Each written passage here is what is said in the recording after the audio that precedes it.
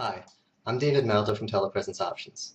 Last week I visited the CES trade show in Las Vegas without leaving my location in Florida by using a Vigo Telepresence robot.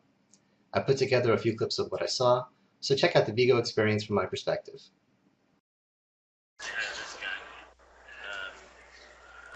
Hi, David. Hello, I'm hey. Ned.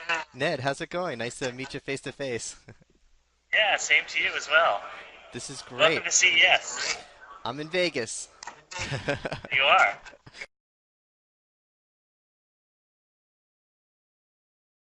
Uh, if you turn a little bit to your left, you can see Angela, who's in Boston. Hello. So Hello, Angela works Angela. for Vigo.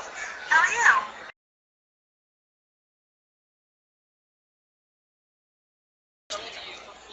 So Good morning. How are you? Good, nice to meet you. I'm David Maldo from Telepresence Options. Terrific. Thanks for joining us here at the show. Yeah, having a great time. I'm glad I was able to make it to Vegas this year. Yeah, absolutely. Yep. so Jess is responsible for all of the partners that are integrating 4G into their applications, and we've Okay. been working with him for 6 months now. Thereabouts. Yeah, so he introduced us to the partners that we needed to go to embed the technology inside, and then we've been through a certification process to make sure that we deliver the quality that Verizon expects. And now we're here at the show. So you're on a 4G unit. I think this is the first time it's been demonstrated publicly, and the feature will be commercially available in a few weeks. Okay, so this is going to free up your Yeah, users to go beyond the Wi-Fi. Yeah, and even more than that, we find that when we go to different places, the implementations of Wi-Fi, they're all over the map. Yeah. You know, some of them are excellent, and some of them are just awful, and we never know what we're going to get until we get there. So now someone can get a unit with 4G embedded, take it out of the box, and it works. Anyway. Every time. Yeah. And that's going to be great.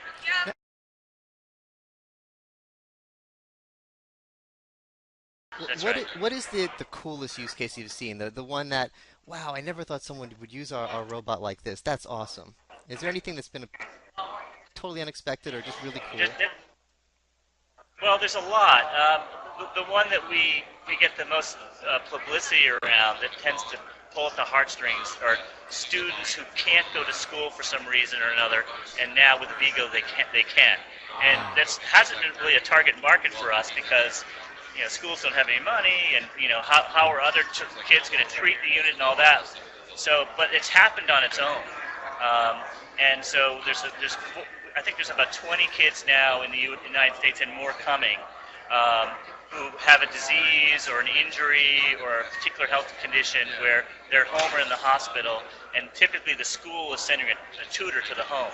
So the school is actually saving money as a result of this. And the big thing that we hear from the families is it's not so much that the kids getting schooled, but they're there with their friends. Yeah. And the bell rings at the end of the class, and they drive out in the hall and they hang out with their friends. And there was this one kid who hadn't seen any other kids in like 2 years. There's a few students that had never ever been to school at all. There's a first grader who, the kid's like 8 years old, had a double lung transplant, who's using one.